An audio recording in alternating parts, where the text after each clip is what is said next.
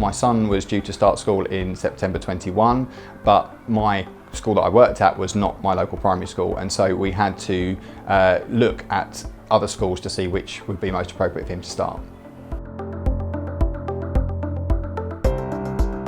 Not being able to get into the schools and see them meant that we kind of lost that personal touch from the school.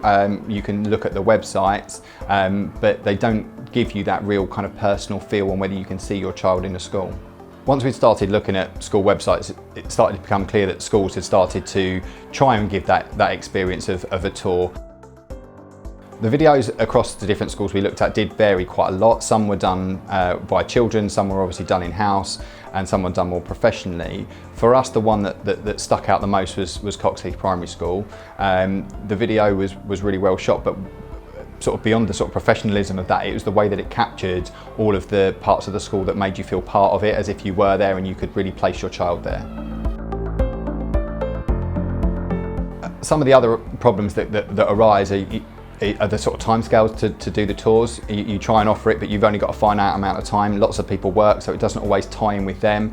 And so you tend to try and do big sort of groups at sometimes, and then end up picking up sort of one-to-ones quite a lot throughout, and it does take quite a lot of time to get through.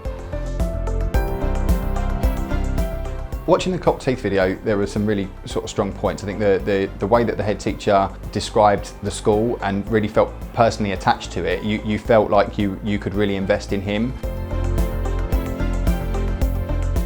In April, I joined the Coppice Primary Partnership, and Coppice is one of the schools in the partnership, coincidentally. It did then make us as a trust look at that video and the impact that it had, both in terms of interest from parents and also the visibility of the school from an external perspective, and something we then considered as a trust we really want to extend to all of our schools. Although the videos did start through the necessity with COVID, it has really shown that there's a need to continue to broadcast what your schools do to a wider audience. Coming in on a one-off day, you see one thing, having that video there for people to go back to and return to means that it's not just gone when they leave, and if they had other distractions on the day, they can go back and really revisit that and unpick certain bits further. In terms of the cost, I think it's incredibly valuable. One child coming into the school as a result of the video would more than pay for the cost of the actual shoot, so it will pay for itself.